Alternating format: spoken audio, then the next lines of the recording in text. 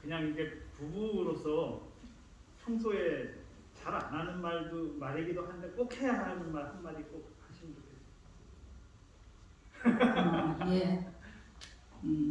젊었을 때 우리 하나님을 열렬히 사랑했던 그 첫사랑, 그 초심을 끝까지 잊지 않기를 바랍니다. 그리고 한마디, 한 단어만 딱 하세요. 이교 장로님 뭐라고? 쑥스러워서. 해보자는 말씀. 사랑합니다. 네. 이교 장로님 행복하시죠? 네, 감사합니다. 평소에 우리가 늘 살아오면서 좀 인색한 게 좀 많지 않나 생각을 해봅니다. 그리고 이제 집사님 조금 전에 언급하셨지만 이렇게 뭔가 이야기하면 교만해질까봐 뭐 이런 것 때문에 이렇게 좀 억제하는 표현들이 있는데 우리가 대화에서 한 가지 좀 해야 할 것이 추임새라고 그러죠.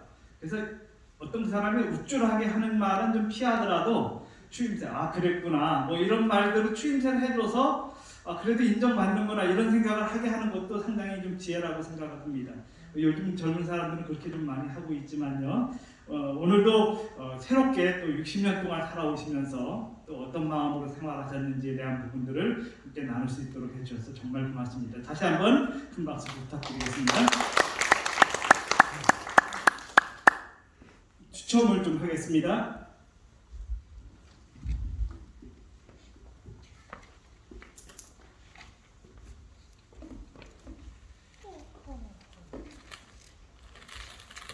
요거는 이제 온라인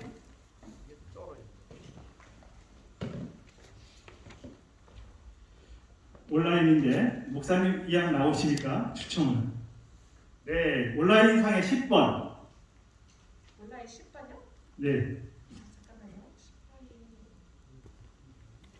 10번 없어요. 다시 한번 주세요. 8번. 8번 김영배. 네, 하나 더 골라주시고요. 5번입니다. 조견자. 네, 여기 넣어주셔도 되겠습니다. 이것도 이것도 같이 뽑아주십시오. 3개. 23번. 23번 여기 가지신 분. 네, 석촉 집사님. 또 그 다음에 24번 연속입니다. 24번 어머니. 네. 5번. 네, 저기 김현.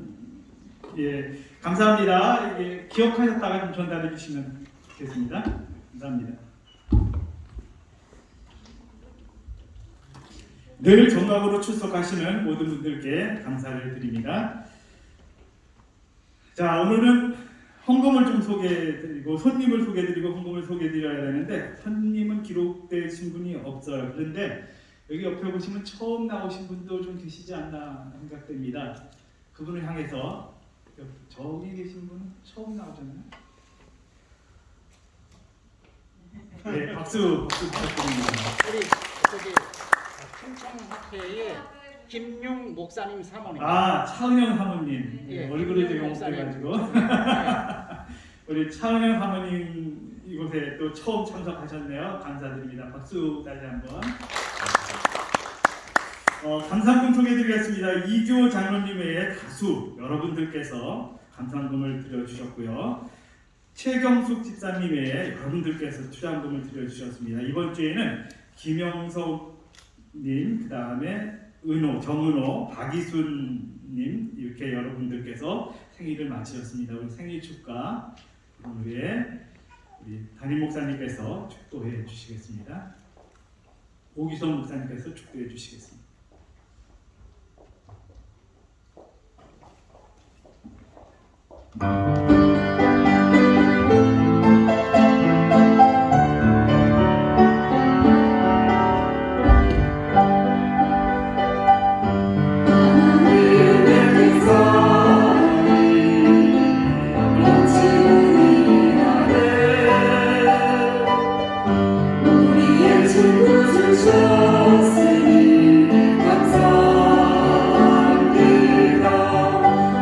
축하해요.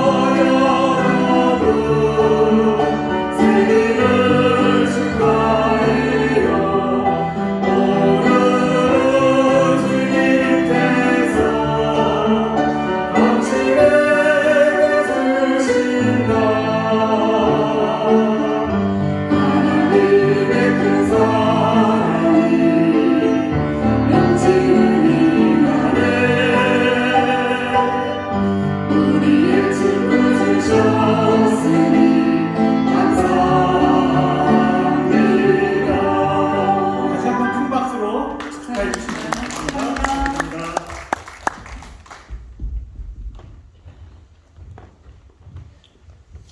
기도하시겠습니다.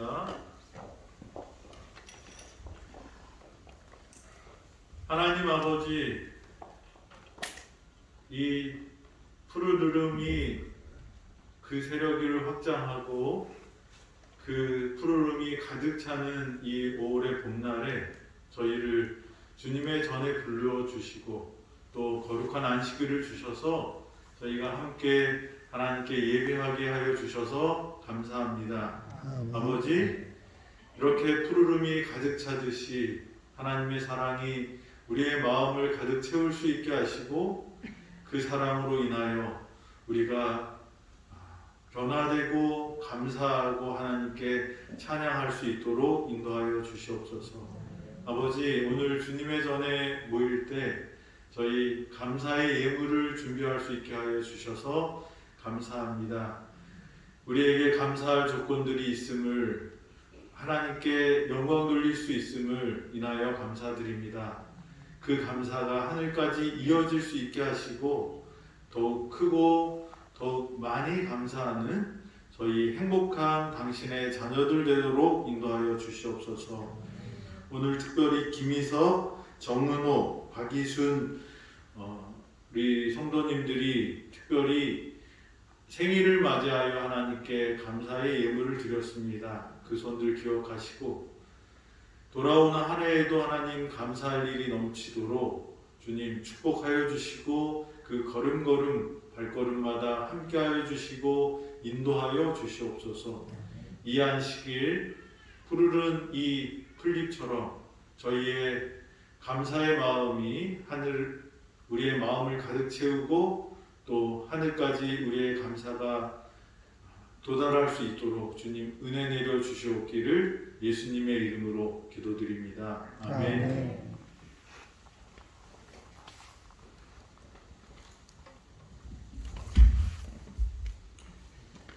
안녕하십니까. 자주 나와서 죄송합니다. 오늘 그렇게 됐습니다. 오늘 교과는 레아가 오시면 10시 45분에 제가 마치도록 그렇게 하겠습니다. 오늘 교과는 8과 언약의 율법입니다. 우리가 이제 7과부터 9과까지 율법 문제를 좀 다룹니다. 그래서 이 부분은 다음 안식일에도 또 연속적으로 이어지니까 함께 하시면 되겠고요. 이게 글씨가 좀 작아서 안 보이실지 모르겠습니다. 아무튼 뭐 일요일부터 목요일까지의 그 순서입니다. 이스라엘 택하시고 마지막에 만일까지 그런 부분이고요. 지난주에도 우리가 질문을 받았지만 언약이 세 가지를 이제 질문을 받았습니다. 우리 원장님께서 말씀해 주셨는데 네 가지죠. 오늘은 네 가지를 좀 표현을 합니다. 아담의 언약, 노아의 언약, 아브라함의 언약, 그 다음에 신의 산의 언약 네 가지가 되는데 이 네 가지의 언약들은 다 관계를 통해서 이루어집니다. 관계가 빠진 것은 아무것도 없습니다. 어떤 언약이든지 관계가 이루어져야만 그 일은 성립이 됩니다. 그래서 하나님과 인간의 관계 속에 언약이 이루어집니다. 그런데 그 언약의 관계에서 반드시 따라야 하는 것이 순종입니다. 그런데 많은 사람들이 순종에 대한 것을 오해하고 또 착각하는 경우들이 많이 있습니다. 제가 시골에 그 어떤 분이 최근에 이 순종이라는 부분에 있어서 상당히 착각하셔서 이렇게 율법주의적으로 막 해석하시고 그렇게 막 교인들에게 말씀하신다는 이야기를 들었습니다. 그런 것들은 자칫 잘못하면 어떤 행위적인 문제에 초점을 맞추기 때문에 그런데 여기서 말하는 순종은 이따도 나오지만 자발적인 것입니다. 이게 어떤 그 명령에 의해서 그것이 순종을 하는데 그냥 어쩔 수 없이 따라가는 것이 아닌 그냥 그분과의 관계 속에서 그것이 너무 행복해서 저절로 나오는 하나의 열매들이 순종이라는 것입니다. 그런 관계들을 조금 이해하시면서 교과를 한번 생각하시면 좋겠고요. 연구 범위로는 조금 넘어가겠습니다. 기억절입니다. 기억절 우리 문경희 집사님. 그런즉 너는 알라 오직 내 신실하신 하나님이시라. 그를 사랑하고 그의 계명을 지키는 자에게는 천대까지 그의 언약을 이행하시며 인애를 베푸시되. 네, 7장 9절. 감사합니다. 교과 가운데서 이 부분을 다루면서 하나의 이야기를 다루고 있는데 시편 23편을 인용하고 있습니다. 시편 23편에는 하나님께서 우리를 어디로 인도하시는가라는 질문을 좀 던지고 있습니다. 어디로 인도하십니까? 의의 길. 그것이 의의 길이 과연 뭐냐? 시편 119편 35절에는 주의 계명의 길, 계명들의 길 그렇게 표현되어 있고 119편 172절은요. 모든 계명들은 의롭다 그래서 계명에 관련된 부분이 의로운 길이다 이렇게 표현할 수 있습니다. 그래서 하나님의 율법은 인간이 위험한 늪에 빠지지 않게 해주시는 안전하고도 견고한 길이다. 교과는 이렇게 표현하고 있습니다. 제가 이번에 교과를 보면서 그 내용이 너무 주옥 같은 것들이 많이 있어서 거의 교과 위주로 많이 이렇게 표현을 해놨습니다.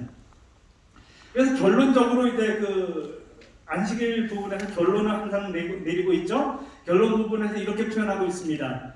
우리 전봉수 장로님이 결론을 좀 읽어주시면 좋겠습니다. 하나님께서는 이스라엘과 언약을 맺으시면서 그 조건으로 순종을 요구하셨습니다. 하지만 그 순종은 구원을 얻기 위한 수단이 아니라 은혜로 구원받은 자들이 삶을 통해 그 은혜를 드러내는 방편이었습니다. 이 사실은 오늘날에도 변함이 없습니다. 네, 계속해서 이번 교과에서 다루고 있는 한 가지의 이야기가 있습니다. 그것은 관계입니다. 관계고 또 한 가지는 뭐냐면 과거와 오늘날 동시를 다 적용하고 있다는 것입니다. 그래서 우리가 지금 연구하고 있는 것들, 함께 다루고 있는 것들이 과거에서 이루어진 것이 아닌 지금 우리도 현실에서 적용되어야 할 부분이다 하는 것을 생각하시면서 이것을 함께 생각해 보면 좋겠고요. 언약의 조건은 믿음에 근거한 순종입니다. 끊임없이 순종을 다루고 있습니다. 그 부분을 함께 좀 보시면 되겠고요. 하나님께서 일요일 소지로 가겠습니다. 일요일 소지에서 이스라엘의 택하심이라는 제목이 나옵니다. 하나님께서 이스라엘을 택하신 목적이 뭡니까? 그 교과에 보면 높은 명예와 특권을 얻을 만한 자격이 있어서입니까? 또는요? 문화적으로나 종교적으로 특별한 특징이 있어서인가요? 정치적으로나 군사적으로 굳건한 기반이 있어서인가요? 하나님의 사랑을 받아서 그분의 백성으로 선택될 만한 어떤 큰 장점이 있어서인가요? 하나님께서 이스라엘 택하신 한 가지 이유는 정의하기를 사랑과 은혜다. 그럼 오늘 우리를 택하신 뭡니까? 거기에서 또 다루고 있는 것이 제7회 안식일 예수재림 교회를 선택하신 이유는 뭔가 하는 것입니다. 우리도 특별하기 때문인가요? 다른 사람보다 뛰어나기 때문인가요? 아니죠. 그것도 뭐예요? 사랑과 은혜입니다. 내가 제7회 안식일 예수재림 교인이 된 것은 사랑과 은혜입니다. 그런데 이것이 이렇게 제7회 안식일 예수재림 교회를 부르셨어요. 아브라함을 부르셨어요. 노아를 부르셨어요. 그런데 이렇게 부르신 그 부르심이 특별한 백성으로 위세를 떨치고 뭔가 다른 사람보다 우리 뛰어나다고 하는 자부심을 가지라고 주어진 것입니까? 우리를 통해서 그저 뭐요? 복음 전파하는 것입니다. 우리를 통해서 예수님을 알려주고자 하시는 것이 하나님의 뜻이라고 하는 것, 그것을 꼭 기억하시면 좋겠습니다. 자, 교훈에 보면 교훈을 우리 최경수 집사님 일요일 소지의 교훈입니다. 하나님께서는 일찍이 이스라엘을 택하셨다. 하나님께서는 당신의 율법과 또한 구주를 알려주는 표상과 예언의 지식을 인류 가운데 보존하도록 그들을 부르셨다. 그는 그들이 세상에서 구원의 셈이 되기를 원하셨다. 그들은 사람들에게 하나님을 드러내야 할 것이었다. 교훈이 맞나요? 영감의 교훈을 읽으셨군요. 제가 지금 이거 잘못 기록해놨나 해가지고 네, 아무튼 영감의 교훈은 좀 이따 또 다시 할 건데요. 여기에 보면 제가 이거는 보겠습니다. 하나님께서 고대 이스라엘과 현대 영적 이스라엘을 택하신 것은 구원을 독점하는 배타적인 무리가 아니라 세상의 복음의 기별을 접하는 도구로 부르셨다 하는 거, 요거는 계속해서 언급이 되고 있으니까요. 이거는 잘못되어 있습니다. 가족 안에서의 규칙이 있어요, 그죠? 가족 안에서 규칙이 있습니다. 좀 이제 50대 이상으로는 이해하시 못하시는 부분일 수도 있는데요. 저희 집은 이 규칙이 존재합니다. 화장실에 가면 변기가 있습니다. 남자가 변기에 앉아서 볼 일을 봐야 합니까? 서서 봐야 합니까? 앉아서 봐야 돼요.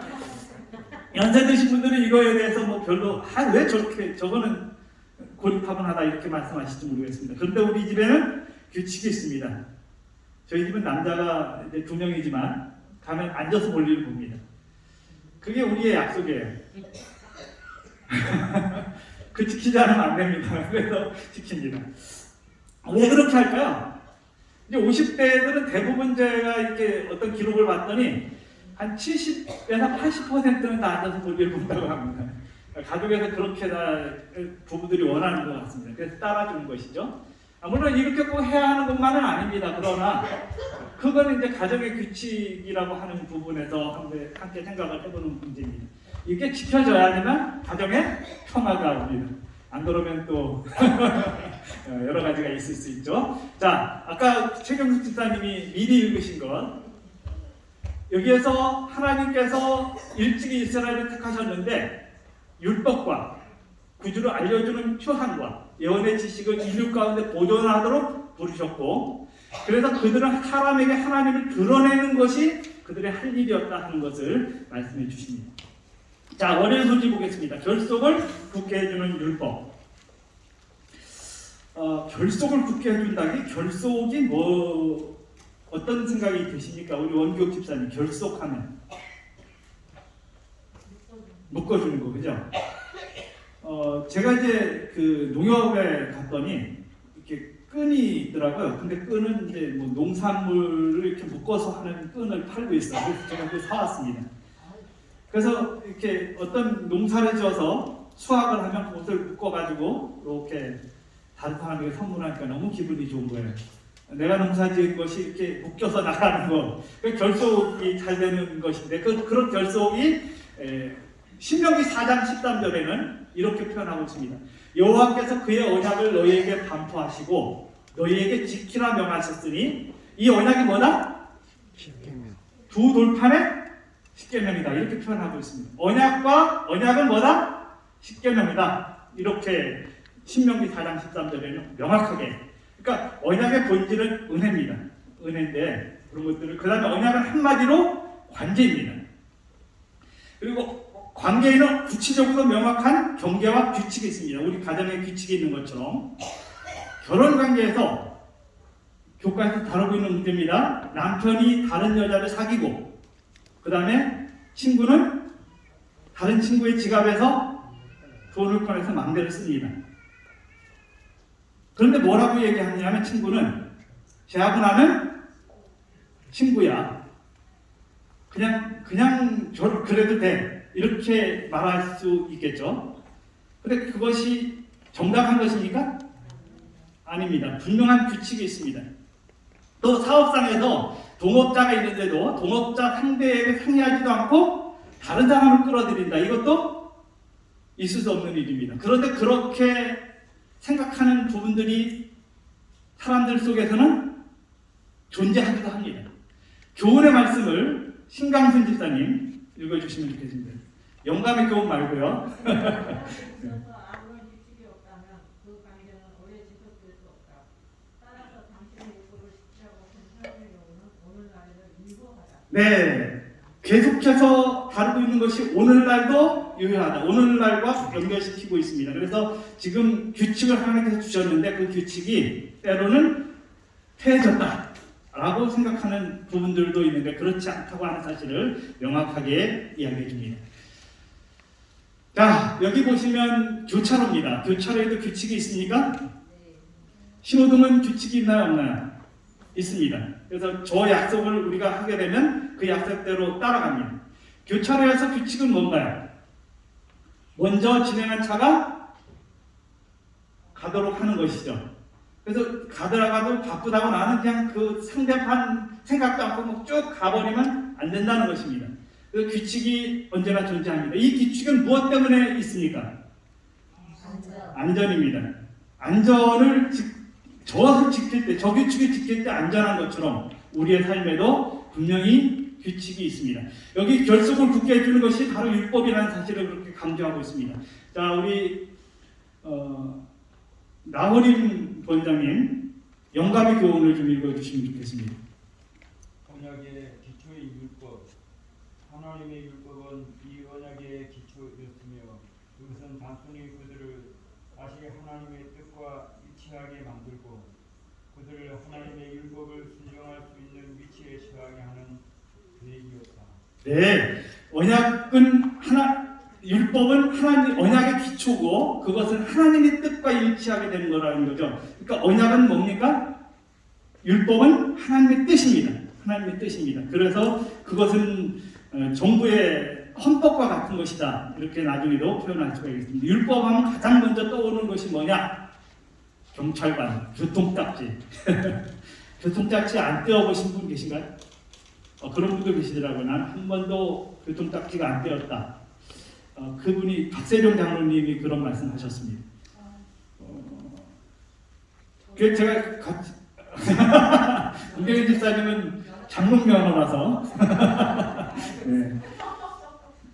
이렇게 운전하시는 거 보면 그렇게 운전을 하시더라고요. 근데 저는 솔직히 말해서 성격이 제가 좀 유순한데 운전대 잡았다 하면 유순하지 않습니다. 이게 좀 바뀌어야 하는 부분이라고 생각을 합니다. 자, 그 다음에 질서와 조화 이런 것들 율법 제가 막 시간이 없으니까 하율소지입니다. 이게 하율소지인데 율법은 토라를 율법이라고 표현합니다. 이제 그 이스라엘에서는 토라가 전체 그 창세기부터 신명기까지를 토라다 이렇게 표현하기도 합니다. 거기에서 나오는 여러 가지 역할들, 이야기들이 있는데 이것은 도덕적, 국가적, 사회적, 종교적인 것을 총망라한 그리고 모든 가르침, 농사로 시작해서 국가의 통치까지, 사회적 관계까지, 예배에 이르기까지 다뤄지지 않는 구석이 없다. 아주 총망라한 것이다. 이렇게 표현하고 있습니다. 그래서 여기에서는 온전히 밑에 부분을 좀 보시면 우리 연장님께서 지금 저 밑에 언약 가운데 그걸 좀 읽어주시면 좋겠습니다. 맨 밑에 세 번째 줄. 그래서 세 번째 줄. 언약 가운데 율법의 역할.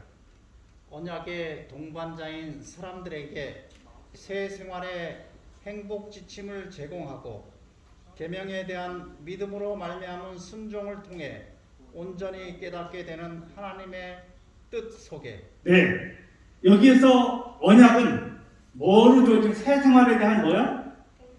행복 지침이다. 그러니까 우리가 언약을 이렇게 어떤 어감이나 그걸 지켜야만 하는 어떤 규칙인데 그것으로 인해서 내가 막 불편해지고 이런 것이 아니라 이걸 지킴으로 인해서 우리는 뭐 되는 거예요? 행복하게 되는 것이 하나님의 뜻이라는 사실을 기억할 필요가 있습니다. 교훈에 있어서는 당신의 백성의 행복을 위해서 주신 것이다 하는 것을 언급하고 있습니다. 수요일 소지 보겠습니다. 율법의 안전성. 이 안정성은 이렇게 사전에서 정의하고 있습니다. 바뀌거나 흔들리지 않고 평안한 상태를 유지하는 성질이다. 근데 하나님의 율법은 하나님의 뜻에 대한 표현입니다. 그래서 그런데 거기에는 이 교과에는 이렇게 표현하고 있습니다. 언약 안에 있는 율법의 존재는 하나님의 영속성, 오래 계속되는 성질이고요. 신뢰성, 믿을 만한 바탕이나 성질을 보증해 주는 것이 언약 안에 있는 율법의 존재다. 이렇게 표현하고 있는데요. 여기 그 웰터 R 비치라는 사람이 이런 표현을 했습니다. 우리 김인근 장로님. 하나님이 신뢰하실 그 부분을 좀 읽어주시면 좋겠습니다. 하나님이 신뢰할 만한 분이라는 확신은 그분이 율법의 하나님이라는 사실에 근거한다. 그분의 뜻과 그분의 율법은 하나님이다. 하나님께서 옳다 하시면 옳은 것이다. 왜냐하면 왜냐하면 그것이 최상의 관계를 묘사하고 있기 때문이다. 그러므로 하나님의 율법은 제멋대로거나 변덕스러운 것이 아니다. 그것은 우주에서 가장 안정적인 것이다. 네, 가장 안정적인 것이다. 하나님께서 옳다 하신 것은 뭡니까? 옳은 것입니다. 그것을 자꾸 사람의 표현이나 사람의 생각으로 바꾸는 것은 옳지 않습니다.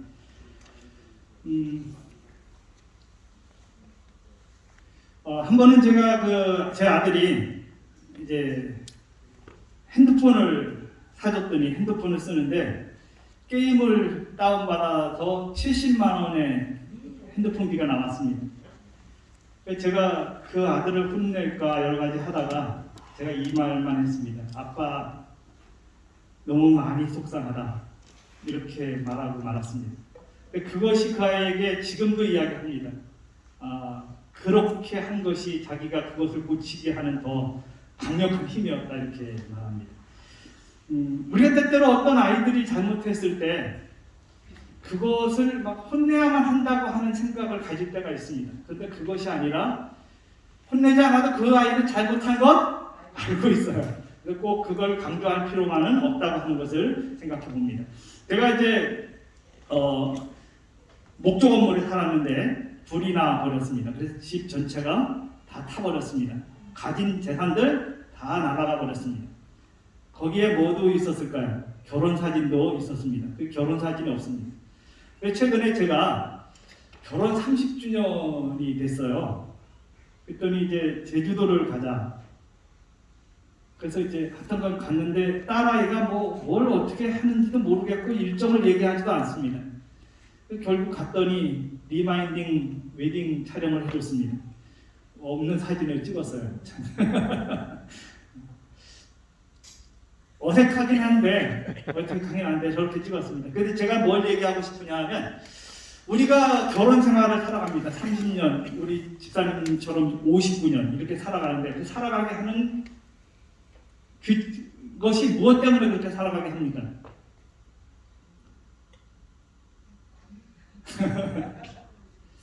그게 왜 연속성을 가지게 해주느냐 하는 것입니다. 그것은 바로 우리가 사랑이라고 하는 울타리 속에 서로의 규칙을 서로 존중해주고 하는 그런 면이라고 생각을 합니다. 그러니까 이따가 또 다루겠지만 어떤 부부가 이렇게 있는데 결혼을 했어요. 사랑만 하면 되지. 그리고 아무런 어떤 일들도 안 해주고 도와주지도 않고 이렇게 한다면 그거는 사랑이라고 표현할 수가 없습니다. 사랑만 하면 되지. 이렇게 말하는 것들이 많이 있다는 것입니다. 자, 목요일 소지를 보겠습니다. 만일. 시간이 2분뿐이 안 남았습니다. 이 목요일 소지에서는 자유의지, 선택의 자유를 표현하고 있습니다. 하나님께서 우리를 부르셨어요. 근데 그 언약은 조건적입니다. 근데 백성은 선물을 거절할 수도 있고 은혜를 부정할 수도 있고 약속으로부터 등을 돌릴 수도 있습니다. 이 교과에 나와 있는 내용입니다. 근데 언약은 구원과 마찬가지로 자유의지를 부정하지 않습니다. 여호와께서 백성들이 구원의 관계 속으로 들어가도록 강제하지 않으시고 그들에게 언약을 강요하시지도 않으십니다.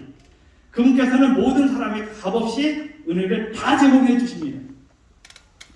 모든 사람은 그것을 받아들이도록 초청을 받습니다. 누구든지 그 초청을 받아들이면 근데 뭐가 따라 책임이 따릅니다. 그것은 그런데 이 언약은 축복을 얻기 위한 수단이 아니라 받은 바 언약의 축복에 대한 외적인 표현으로 나타나게 되는 것이다. 이렇게 교과는 강조하고 있고요. 또 한 가지에는 순종은 여호와께로부터 받은 자들의 모습이 어떠한가를 드러내는 하나의 표현이다. 교과는 이렇게 정리해주고 있습니다. 순종이 축복을 얻는 수단이 되어 하나님으로 하여금 축복을 베푸실 의무를 지시하도록 하는 것이 아니라 오히려 순종은 믿음의 축복이 드러날 수 있는 뭘 조성해준다? 환경을 조성해준다. 그 다음에 이 언약 교훈의 말씀을 보면 시간이 없지만 우리 시민이 사모님 이 목요일 소지 교훈을 좀 읽어주시면 좋겠습니다. 언약에는 순종이라는 조건이 따르는데 그 순종은 축복을 받기 위한 수단이 될 수 없고 오히려 받은 바 축복에 대한 자발적인 표현이 되어야 한다. 네, 축복에 대한 거요 자발적인 표현이다. 그러니까 순종은 어떤 억압이나 그걸 규제하기 위한 그래서 법을 지키지 않으면 뭐 벌을 받고 이런 개념보다 그것을 자연적으로 내가 순종함으로 자발적인 참여에 의한 것임을 그 자발적인 표현이다 하는 것을 강조해 주시고 계십니다.